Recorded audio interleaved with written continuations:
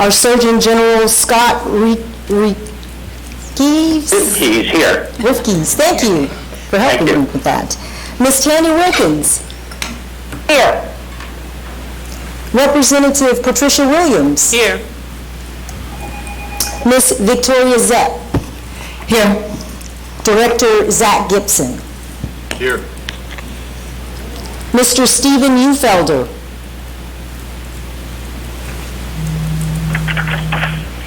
Madam Chair, we have a quorum. All right. Thank you, Pat. So let the record show that we have a quorum, and on behalf of the Florida Children and Youth Cabinet, we would like to extend our appreciation, of course, to the Orange County Commission for the use of their beautiful facility, for allowing us to use it. Thank you very much.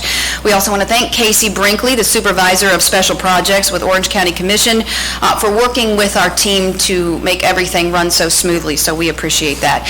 And as time permits, we welcome public comments. If you are interested, you can obtain a public card, a public question card from Pat Smith, and she has those over there. And as always, if you have a cell phone, don't forget to put it on vibrate, and so that way we don't have any phone calls in the middle of a cabinet meeting.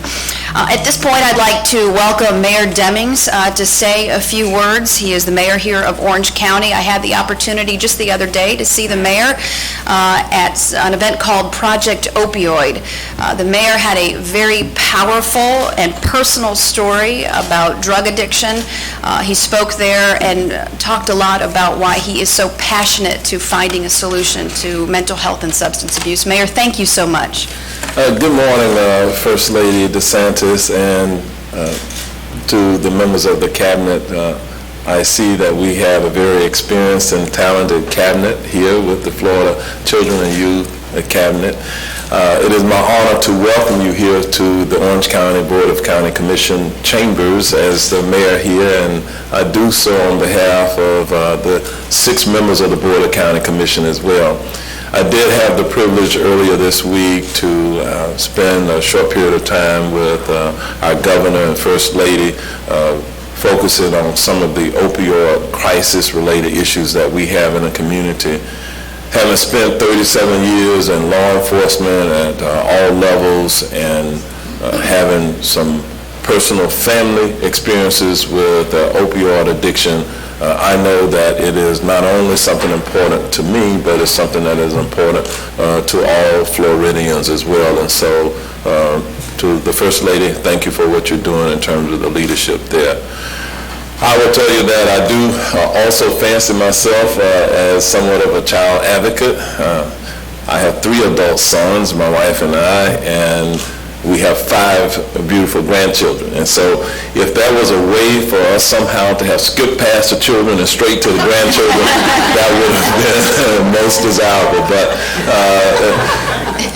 what I will tell you is that here within Orange County, we are very, very focused on our children's services. We really dedicate over $87 million in this county to children's related services, and it's still not enough. And I know that from the state level, there'll be many, many discussions about how we can improve the delivery of services to our children, and so we look forward to the work that this cabinet will do and the recommendations that will come out of it. But we hope that you enjoy your time while you're here. Orange TV, which is a publicly owned television network here in Orange County, will be covering your cabinet meeting today live, and I understand that the Florida News Network is also covering this live today. So if there's anything that you need from us to make your stay more pleasant, our staff will be here in the room with you. And so we wish you well on your meeting, and God bless. Thank you. Thank you, Mayor. Well, at the end of the day, this cabinet serves the most precious resource of our state, and that is our children. As I've learned in my brief tenure as First Lady of the great state of Florida, the success and happiness of a child sometimes hinges on something so simple as someone taking an interest in their lives and giving them hope for their futures. So as we go forth in a new direction in this cabinet, I thought it appropriate to share 3 exquisite individuals who I had the opportunity to meet, who they had met adversity at a young age and are becoming really rock stars in their own right. One of the young adults I had the pleasure of meeting is Timmy Lee. I met him very early on, a 15-year-old who had faced many challenges, including spending a lot of time in foster care due to a devastating house fire that nearly destroyed his family home. And even though the environment Timmy found himself in was difficult, he did not allow it to define who he is as a person. And through hard work and perseverance, he is a leader and a youth advocate.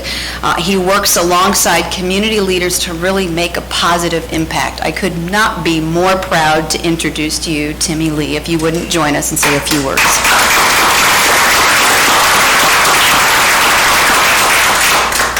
My name is Timmy Lee. I live in the wonderful unincorporated part of the county, Pasco County in Trilby, Florida. I am one of many youth advocates in my area, and I do work along many organizations throughout the county and in the northeast corner of Pasco County. I cannot be more happy to be here with our Officer Friendly. She is a personal mentor of mine and has helped me overcome many challenges through my life. Along with other adults in the community who cannot be here today, but that will not stop us from improving our community. We have spoke with many organizations to help improve our community, and we try to take into account other people's thoughts and opinions. So rather than us members making a decision for our community, we go out and we ask, what would you like, or what would you think would benefit your community? Because it's not about us, but it's about everybody. So despite the challenges I had with our house fire that we no longer have, people gave to me all my life, so I feel like I have an obligation to give back. Because it has to be a big circle, or things will just become a halt. So if you keep giving, the world will never stop going around. Thank you, Timmy. You're welcome. Thank you.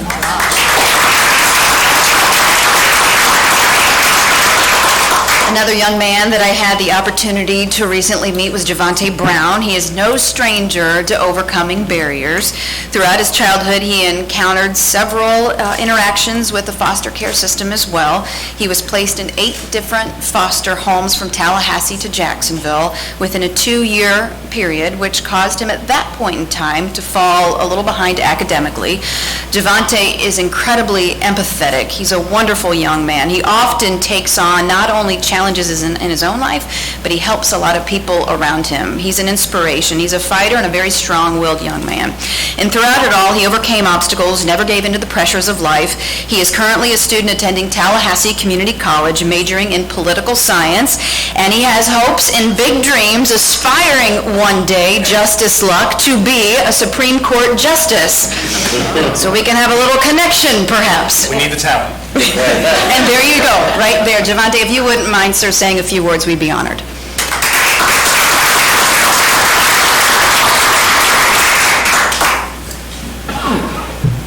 Hi, my name is Javante Brown, and I am honored to be here. I'm here with my guardian ad litem, Taylor, who honestly helps me with all these meetings, or else I would not be able to do any of this stuff. To start off, I'm 21. Right now I'm not going to TCC. I'm going for welding at Lively, but I am going to switch back over hopefully in January. And my thing with coming to all of these meetings, giving all of these speeches, is I love to help do whatever I can for my community, because coming from the background of foster care, I've seen a lot of stuff, the pros and cons to being a foster kid, and I would just like to do anything I can to better the system, better help other foster kids that were in the places that I have been, and who knows what they could become. Show them what potential they have. I mean, I personally felt like my potential was to become some guy just going to jail, until I met Taylor, someone who showed me a different way. And honestly, that's what I want to do for any and every foster kid around me. I want to be that person that can help them. I have a nickname, The Harbor, because I like to help other foster kids out going through anything. And yeah, I would let foster kids stay with me. I would do anything I could to help them through their problems. And I want to be that person that can do that. And I want to thank you, Madam Senate, or Madam Governor, for this. Oh, okay. First Lady. No, I'm just kidding. Sorry about that. We made some news today. Yeah, okay, all right. This is on the record. I want to to thank you for this opportunity as well as the press conference at the Capitol. This is amazing, and that was by far the best thing I have ever gotten to do. It's just the beginning for you, Javante. Thank you so much for sharing your story.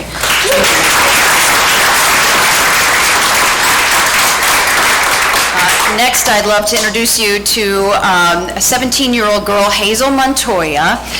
She is already becoming a leader and then some on her campus at Pace Center for Girls in Orange County. Before Pace, Hazel was kind of stuck in a bad environment. She was surrounded by what some would say is the wrong crowd and the wrong people to hang around, and she was really struggling. Since joining Pace Center for Girls, she has found her footing, and she really uses her voice to be able to help other girls. She serves on the Girls Leadership Council and always is willing to lend a hand in the classroom. She is truly an inspiration. If you do the right things and you work hard, you can achieve great things, and we'd be honored to have Hazel share her story. Thank you for being here.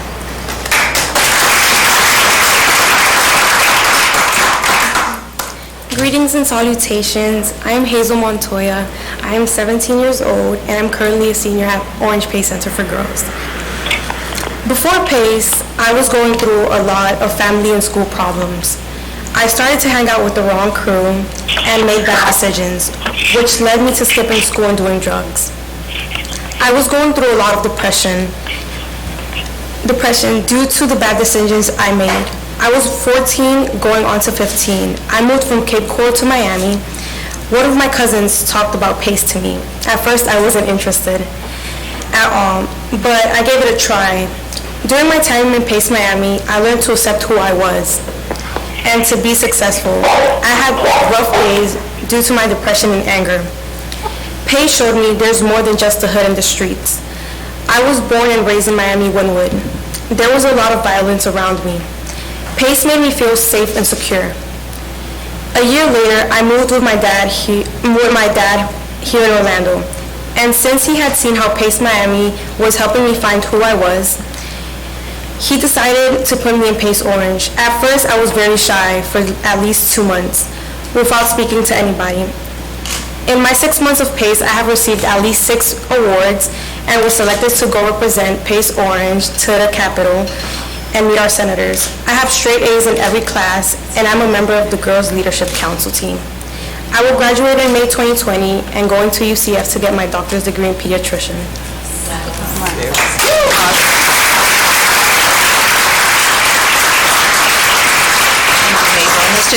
These are 3 shining examples of when you work hard, you do good things, you strive to accomplish great things. The world is really just at your fingertips, and I so look forward to following all of your progress going forward, because I know the sky's the limit for you guys. So thank you for sharing your stories. It means a lot, and it gives us good perspective going forward on exactly who we're fighting for and working so hard for. So thank you.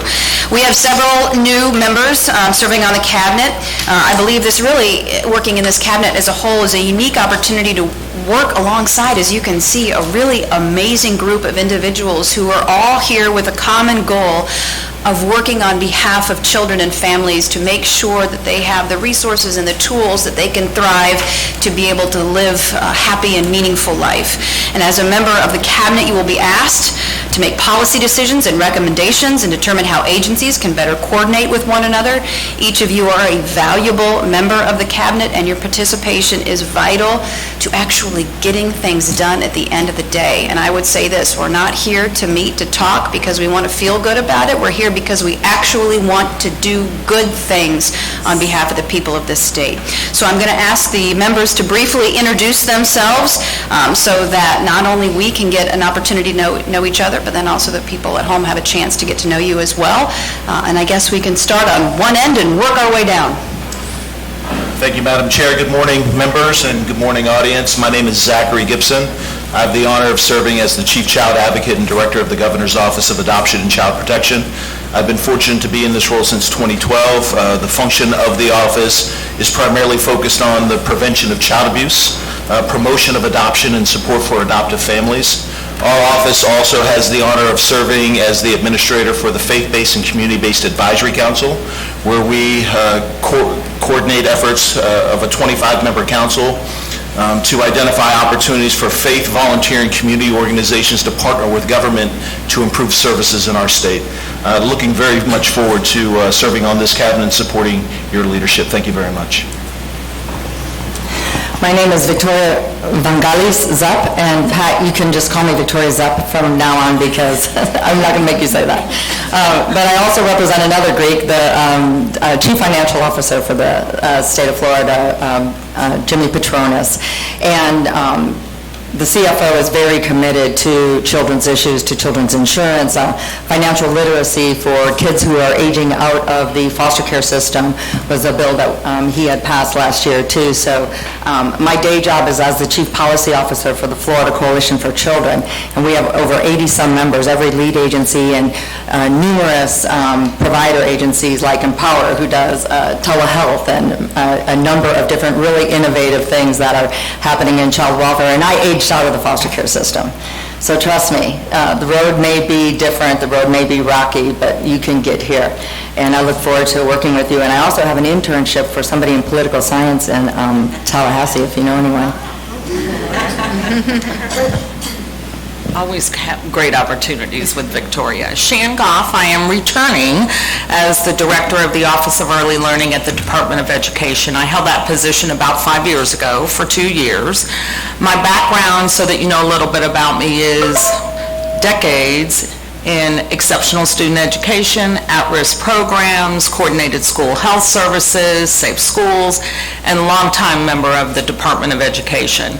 In this role, the Office of Early Learning, as you know, we work through early learning coalitions, could do better in our collaboration with public schools and other entities, but our big programs are school readiness, which you know serve low-income children and their families so their parents can work, and we are at about 200,000 children provided those services, and the voluntary pre-kindergarten education program, which is about 175,000 of our 4-year-olds. So we are positioned to have a very unique opportunity to be able to give families the supports that they need, and very importantly, on behalf of Commissioner Corcoran, get kids ready for kindergarten. And I'm thrilled to be back. Good morning, everyone, and thank you for this opportunity. My name is Farouk Husseini. I'm from Volusia County. My daytime job is Executive Vice President of Information Systems for ICI Homes. That's a long title for, I'm a computer geek. I do systems all day long. And for my second job, I'm an advocate for children. We have a nonprofit called Food Brings Hope. We have over 1,600 homeless children in our program. We have a house for homeless high school students under the name Unaccompanied Youth. And we also have started a new initiative under Food Brings Hope called Volusia County Can Be Child Hunger and Homeless Free by end of 2020. It's called VCAN 2020. My passion is homeless children and education, so this is a perfect combination. Thank you for the opportunity. Good morning, everyone. My name is Mary Mayhew, and I am the Secretary for the Agency for Healthcare Administration. Honored to have been appointed by Governor DeSantis in January to serve in that capacity and to lead on behalf of the administration to meet the needs of Floridians. First and foremost, I'm also a parent, mother of 2 young men, and so through that lens, I think we all have identified what we hope for our children, and I was inspired by our young ambassadors that were here today. We all want that success for you, for all children. I am certainly inspired by the First Lady and her leadership and dedication to supporting our children on that pathway to becoming young, successful adults. In the Administration for Healthcare, we are focused on meeting the needs of nearly 4 million Floridians through the Medicaid program. I think the biggest challenge in government is making sure that everything we do is in fact accountable to the individual. Are we making a difference in the lives of those we serve? And today we have lots of challenges. So when it comes to making sure that the health care being provided is meeting their needs, providing high quality outcomes, that the behavioral health system, that mental health and substance abuse treatment is effective, that when you need it, you can get access to it. And so I have been truly honored to be serving in this role, to be working closely with the First Lady so that we can, in fact, make a difference on behalf of those that we serve. So thank you very much for the opportunity to be here. Hello, my name is Barbara Palmer. I'm the director of the Agency for Persons with Disabilities. We serve approximately 50,000 people throughout the state of Florida. I have been in this position since 2011, and I feel truly blessed and honored that your husband, the governor, reappointed me because we have very, very serious challenges facing people with disabilities in this state, and I'm looking forward to maybe coming up with some true solutions and being a part of this cabinet where we can really make a difference. I really love what you said about us doing things and getting some things done, and I'm looking forward to that, and I want to help in any way I can. Good morning, everyone. I'm Simone Marstiller. I am the Secretary of the Department of Juvenile Justice. I, too, was given the privilege and opportunity to lead this incredible agency by Governor DeSantis earlier this year. I will tell you, like I tell everyone, people ask why I wanted to do this particular job and take this particular role. And my response is, of all of the things that I have had the privilege to do throughout my career, this, in my mind, will be my first opportunity to make a direct difference in a child's life. Many people don't know the full scope of what the Department of Juvenile Justice does, but one big piece of what this agency does is prevention work, and we work with kids who are at risk of entering the juvenile justice system as well as the foster care system. The young youth ambassadors that you all heard today are a prime example of how effective prevention programs can turn lives around. Boys and Girls Clubs, Prodigy, PACE, those are incredible programs that are all supported by the Department of Juvenile Justice because we believe that if we help our kids at the earliest possible time that we see issues in their lives, that's the time to intervene and help them and turn them into young superstars like we've seen this morning. But that doesn't mean, that kids who unfortunately go further into the system can't be helped. I have to believe that every single child who comes through my care and my facilities can be rehabilitated and can be helped to get back on the right path to a productive and happy life.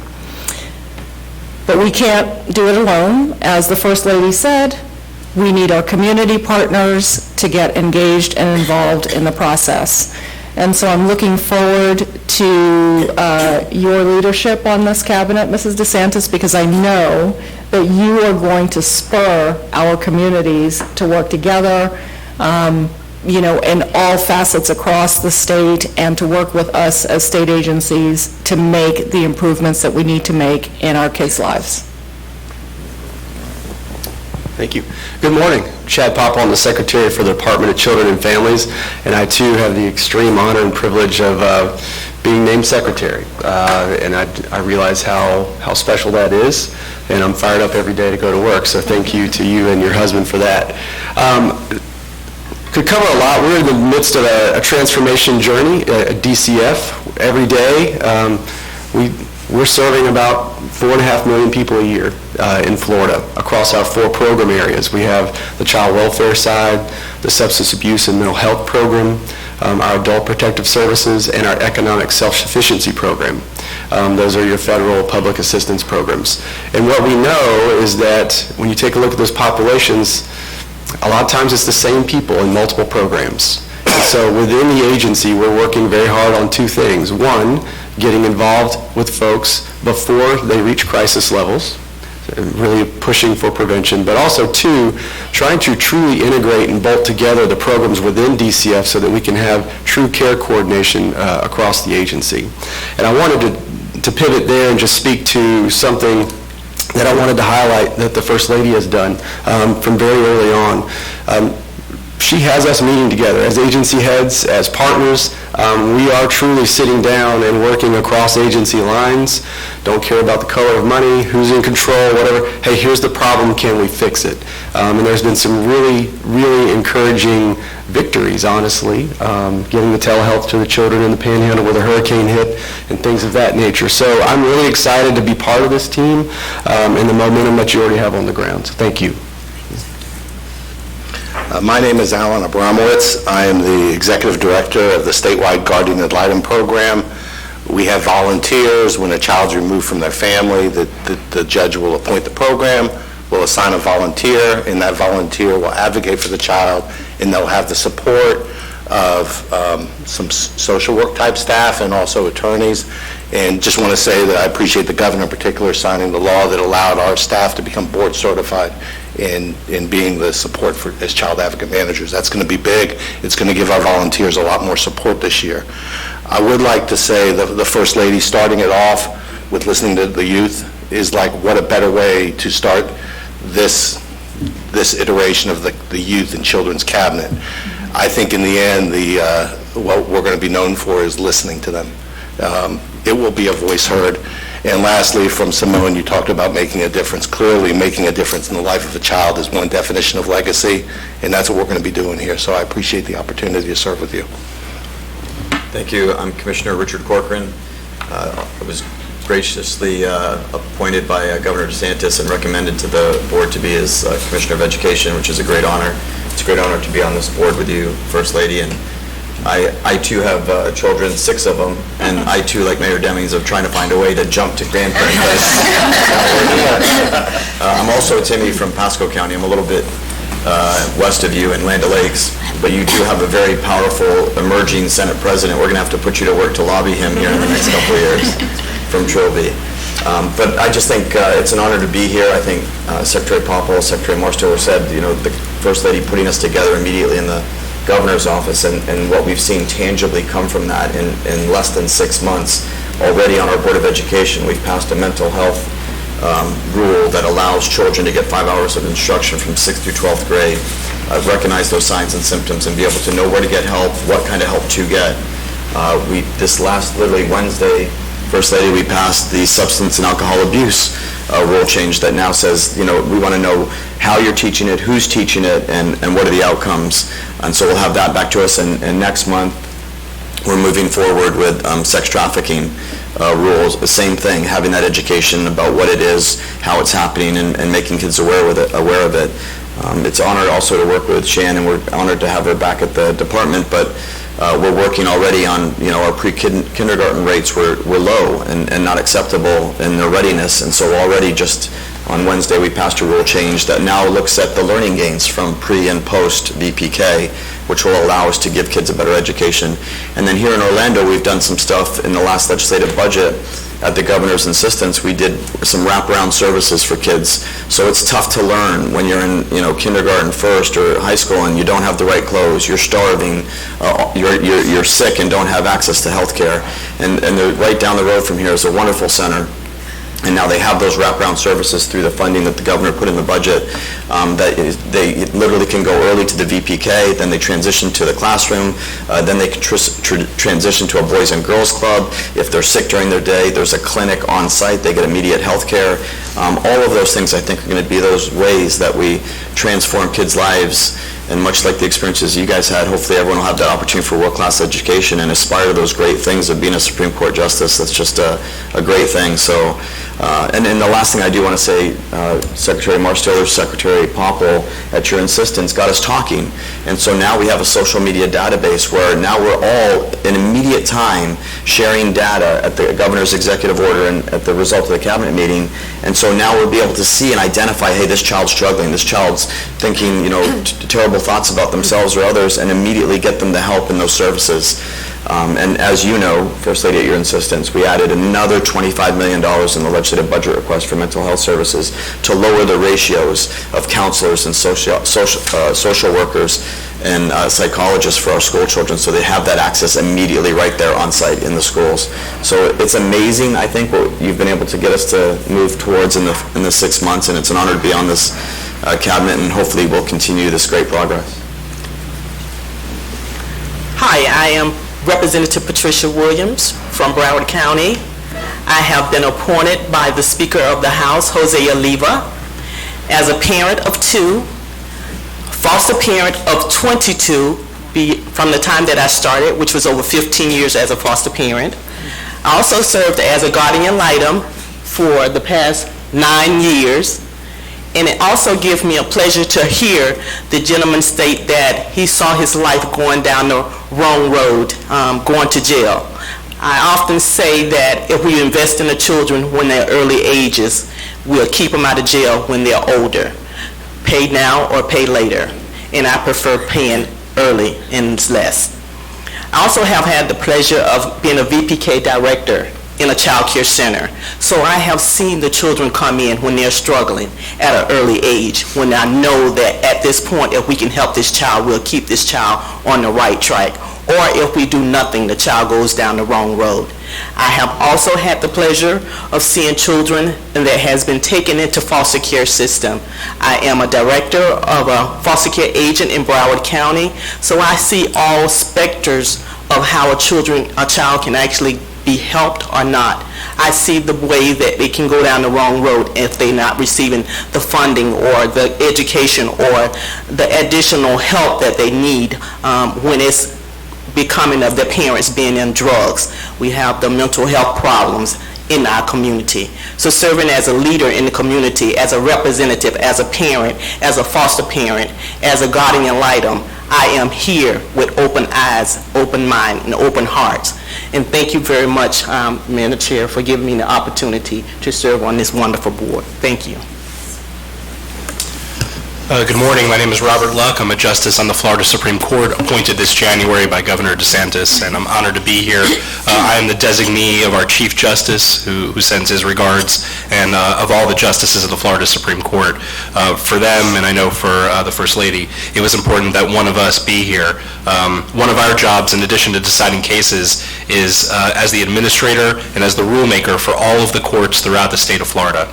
And we have done and we continue to do to make sure that we transition from an adversarial system when it comes time for children and for criminal justice issues with children to a problem-solving court, to one that is there to help identify issues and correct them as soon as possible. And we look forward to working with all of the agencies here, all the secretaries and commissioners, in making that happen. I know we continue to do so.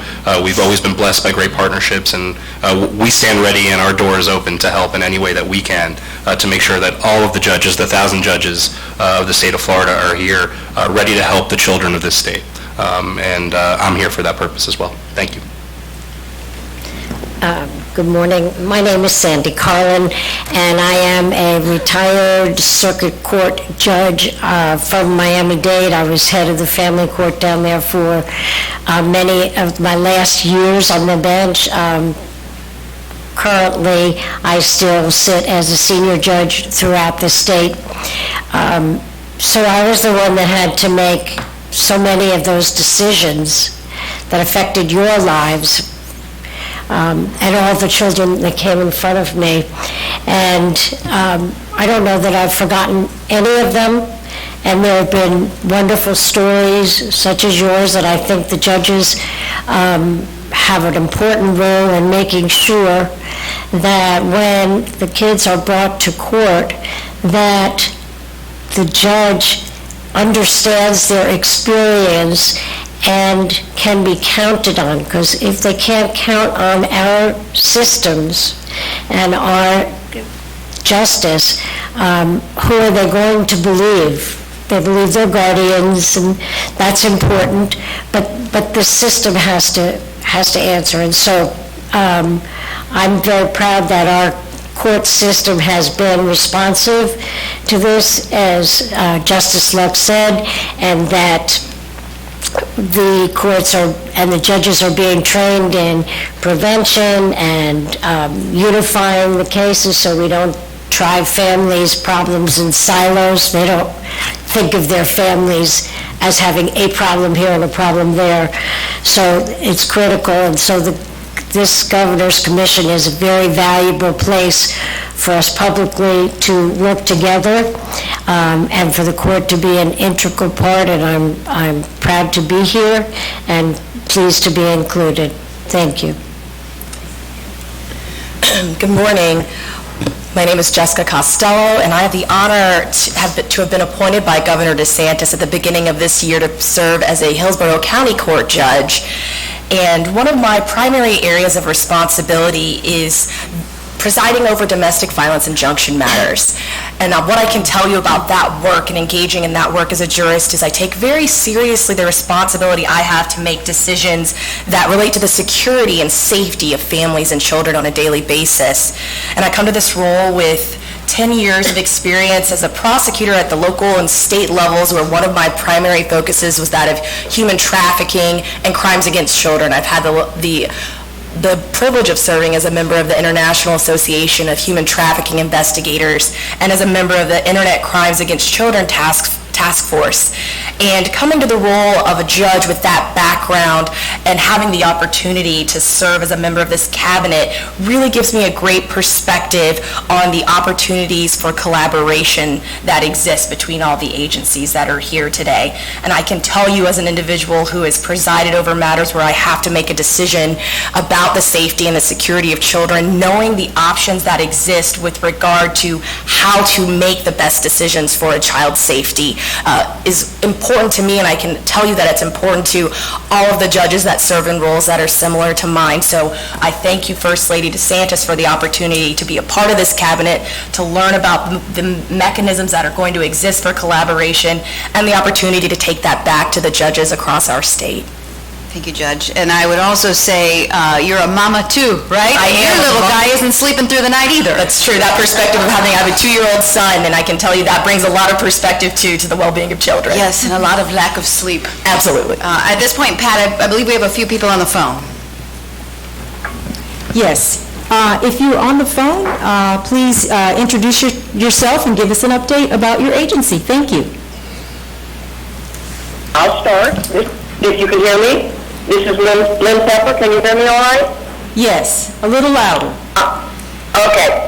This is Lynn Pepper. I just retired after 30 years as a circuit judge sitting in Dade City, Pasco County, Commissioner Corcoran's area. And I sat, not always but often, in all of the family-related divisions. I wanted to listen in because I'm very hopeful that the Children's Cabinet will be, and it sounds like you are interested in prevention, that is going upstream and trying to assure that everybody who touches the life of a child has education in trauma-informed care, understands the impact of adverse childhood experiences, so that we can prevent the need for children to enter one system as a child, another system as a teen, another system as an adult, and heaven forbid they end up in the prison system. I teach and have taught locally, regionally, and nationally on adverse childhood experiences, domestic minor sex trafficking, and we've had one of the early childhood courts in Florida, and I am very hopeful that somehow with this cabinet we can bring, as I know exists in some communities, what we created about 6 years ago, thanks to the National Council of Juvenile and Family Court Judges, a stakeholders group that included literally everybody that touched the life of a child, from faith-based community to providers to guardian ad litems, public defenders, child welfare, state attorneys, you name it. And we tried to, and the Early Learning Coalition, we tried to bring their solutions and become aware of our problems and collaborate and make sure that we were doing the best we could as a community to meet the needs of our children and the parents and caregivers of our children. So thank you for letting me eavesdrop. Thank you. Anyone else? Hi, I'm on the This is Wanda Walters. I'm a former Secretary of Juvenile Justice, and I've been involved in child advocacy and juvenile justice reform for decades. And I'm happy to be a part of the cabinet. Thank you. This is Tanya. Hello, Tanya? Can you hear me okay? Yes, ma'am. Okay. I'm Tanya Wilkins. I'm a retired trauma and mental health nurse. And I have been a child advocate working with foster children for over 20 years. 5 years ago, my husband and I founded Life Connectors, which is a nonprofit that mentors aged-out foster youth and youth 18 to 25 to teach them and help them learn personal and professional skills to move forward. We have obtained mentors for and worked with over around 200 youth. We see them graduate college, we see them obtain jobs, and now they can learn to give back to their communities and break the cycles from where they come from. I've been a part of the cabinet for a few years, and it truly has been a privilege and honor to serve with all of you all. Thank you so much. This is Scott Rivkees. I'm the new State Surgeon General. First Lady, it is an honor to serve on this cabinet. I'm a pediatrician and a pediatric endocrinologist, and I think if we can agree on one thing, which I've heard in the call, and that is that we're all fighting for our children's future. In the Department of Health, to give a little background, we touch the lives of hundreds of thousands, if not millions of children a year through some of our programs. First, we have school health programs that serve over 3,000 public schools with more than 20 million health encounters per year at these schools. We have adolescent health programs that focus on teenage pregnancy prevention, healthy lifestyles for adolescents, and sexual risk avoidance behavior. We have programs focusing on positive youth development. We run the Healthy Start program, which is an incredibly important program for pregnant women and their families to actually, with the aim of reducing premature birth rates, infant mortality, poor developmental outcomes. Too many children in this state are victims of child abuse. We run child protection teams with last year more than 26,000 encounters.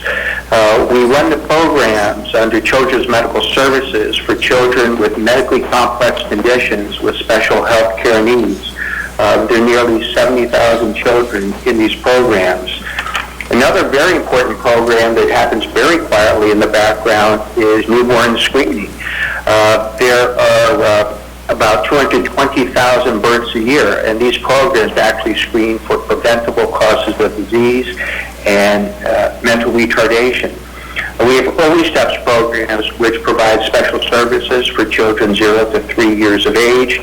And then we also know the value of keeping children safe through immunization, preventing diseases, and we administer the Florida Shots programs. It was mentioned by the other secretaries how we are beginning to work together as a team to help each other.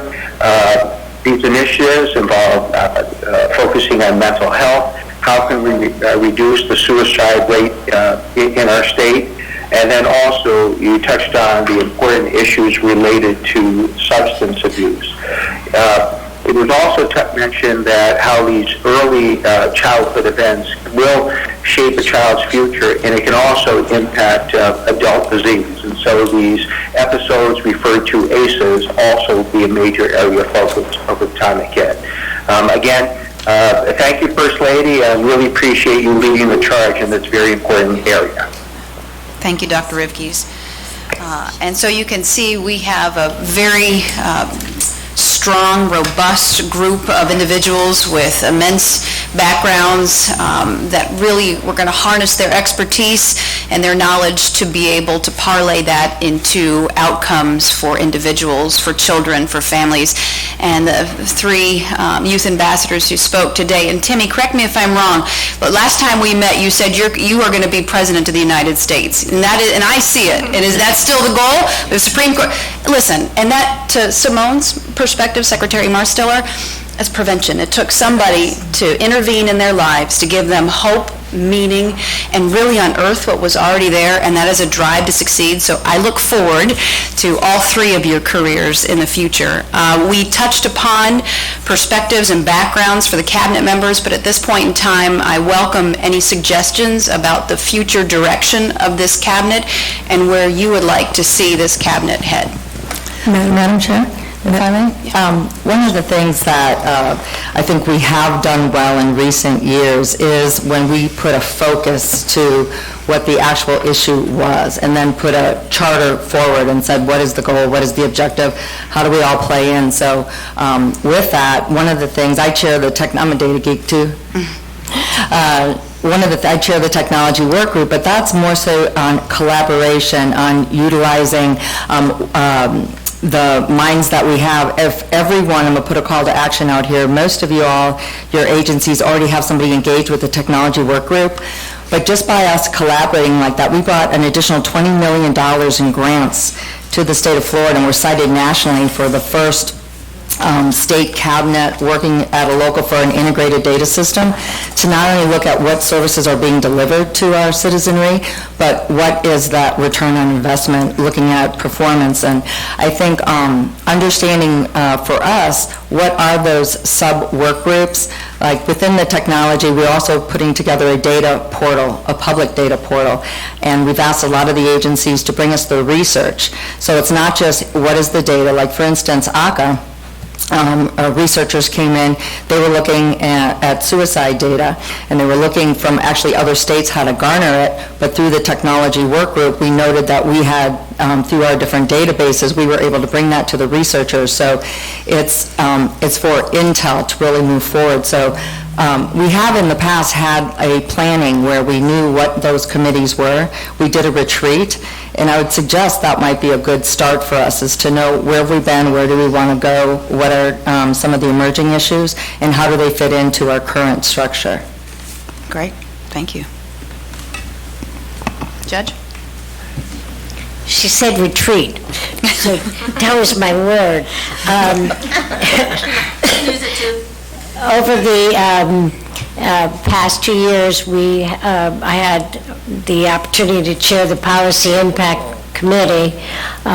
Zachary Gibson is on it. Sandy Neidert, as a representative from the court, participated, and Dr. Noreen Dollard, who is here, a professor at the University of South Florida, and she manages the Florida Kid Count, and the information is taken from the Annie E. Casey children's count. And what we did with our retreat was to, as Victoria said, is we brought everybody together and we went through all the issues, because there are, and mental health and substance abuse were clearly two of the ones that we had picked, but we tried to narrow it to something specific that we could accomplish with the whole cabinet there, and we voted on them, and it actually gave us some really good direction. Every time people came then to ask the cabinet for things, which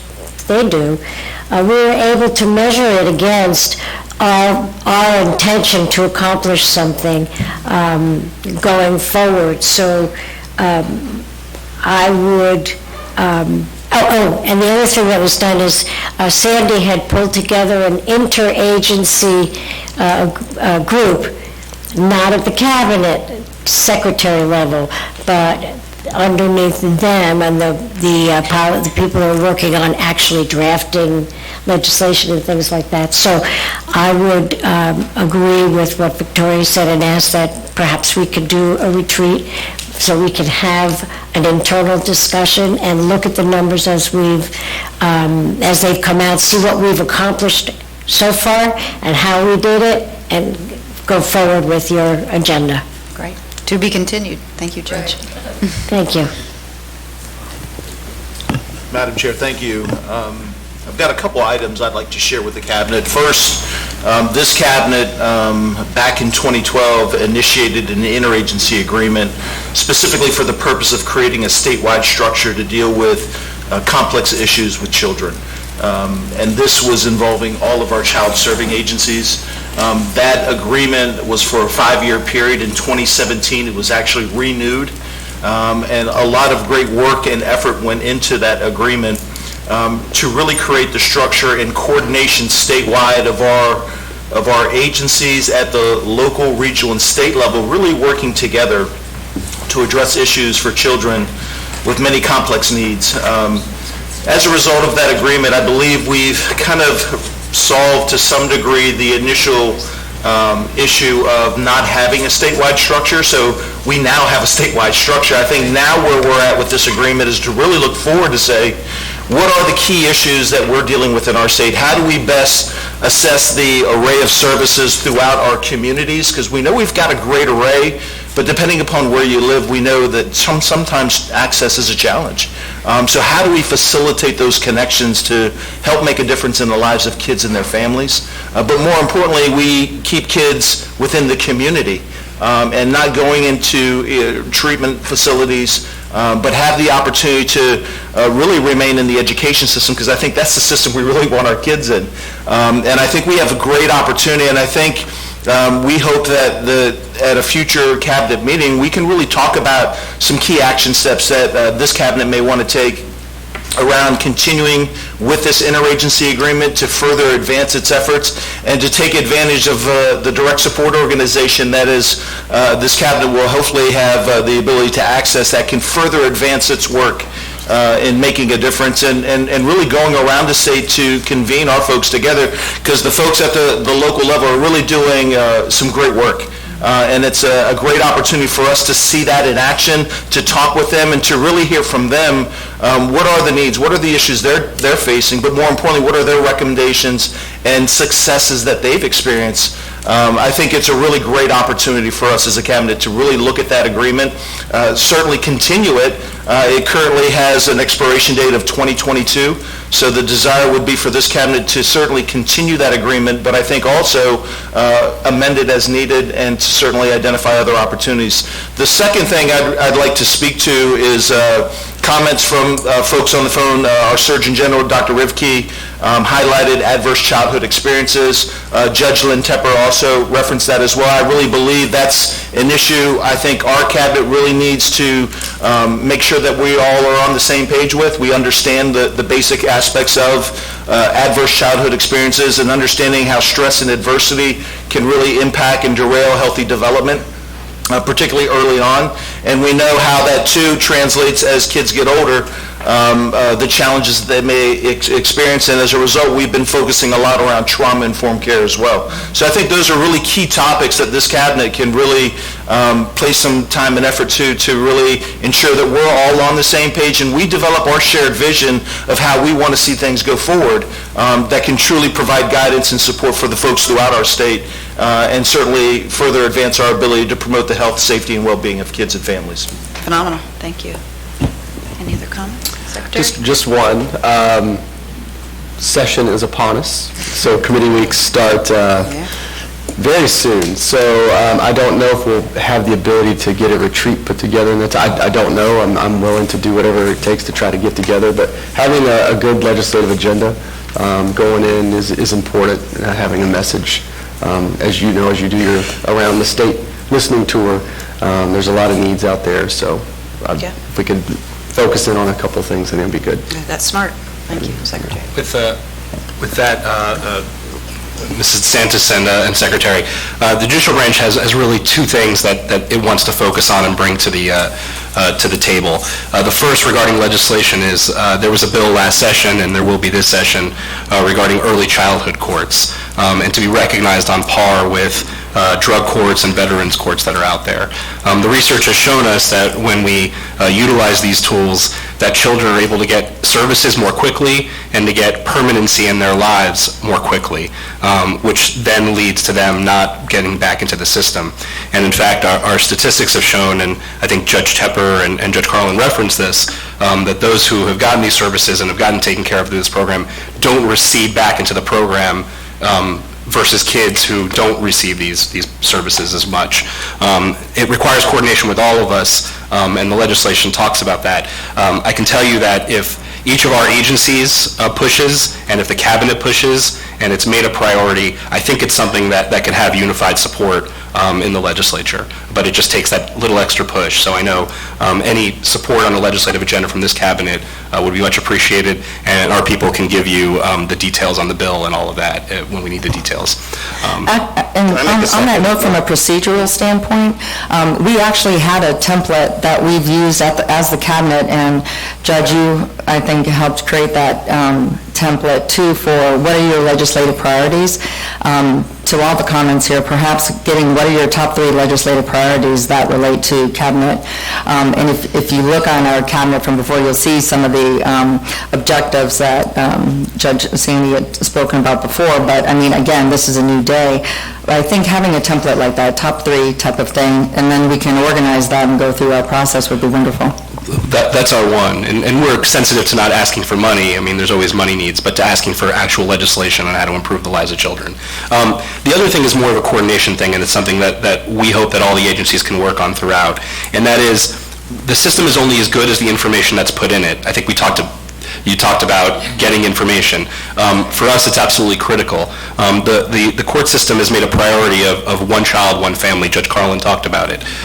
That is that if you're in a domestic violence situation, in a dependency situation, and in a juvenile justice situation, you don't want 3 separate judges handling 3 separate cases. You want one judge handling all of those matters. And the court system is committed to doing that. But it's only as good as the information we have. And if we don't know from DJJ, for example, just to signal it out, that there's a juvenile delinquency matter at the same time that there's a family case going on, we can't make sure that there's one judge handling those things. And at a more specific level, if there's trauma issues or drug abuse issues, those things, we have drug courts, we have trauma courts. If we know about those things, we can direct children to get those services. But we're only as good as the information that we have. So we look forward to establishing whatever mechanisms we can with the various agencies to getting that information to the court system so that we can direct children to the direct services that they get so they get out of the system as soon as possible.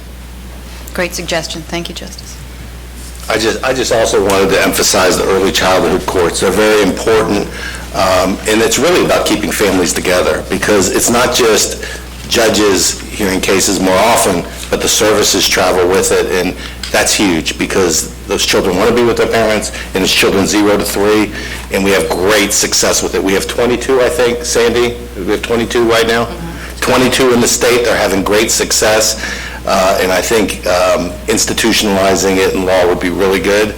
The other thing is, we have other great programs like Healthy Families Florida, working, so we don't need that first call to the hotline. And anything we can do to focus on not having that first call to the hotline. I mean, I talk to Chad Papa all the time about it, evidence-based programs. I think the federal law requiring or it's driving the 50% well-supported, it's 50%, and we have 16% of our programs that are evidence-based, well-supported. That's going to be really big, I believe. So I'm excited about that and looking forward to getting to work. I know we're running over on time, Pat. I want to make sure we have public comment. Are there any public comments or anyone who would like to share their thoughts for the cabinet? Madam Chair, we do have one public comment from an individual, Miss Anna Kissick. Okay.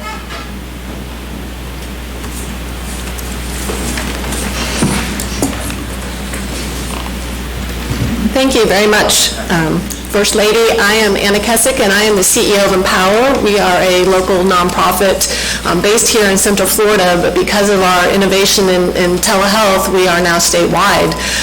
I just want to say thank you, thank you, thank you. I know several of you on the cabinet, and the fact that I'm hearing you and the governor, and I know some of the secretaries talk about working together. As a provider, we do behavioral health services, we do mental health services, substance abuse services, and child welfare services. And I can tell you the kids that we serve and the families touch every single one of your organizations. And from our perspective, there's so much waste in maneuvering through all those systems when really the center of the focus needs to be the child and the family. So the fact that you're all talking and it can't happen fast enough and close enough. The other piece I want to thank you, especially First Lady, is your innovation. We have learned over the years that we can't keep doing things the way we have. And I'll just use our telehealth. We've done over 600,000 services statewide. We do about 700 a week, and it has been a game changer for our families. They're not missing work, they're not missing school, they're not having to take a sick day and not get paid. It's just, I'll give you an example. Our no-show rate in our psychiatric clinic, when we had bricks and mortars because we've closed all our offices, was 67%. It is now 12% via telehealth. So I'm offering our services to help you because I know that's one of your platforms. The reason why I get up every day and go to work are these 3 young bastards and an adult version of Victoria over there.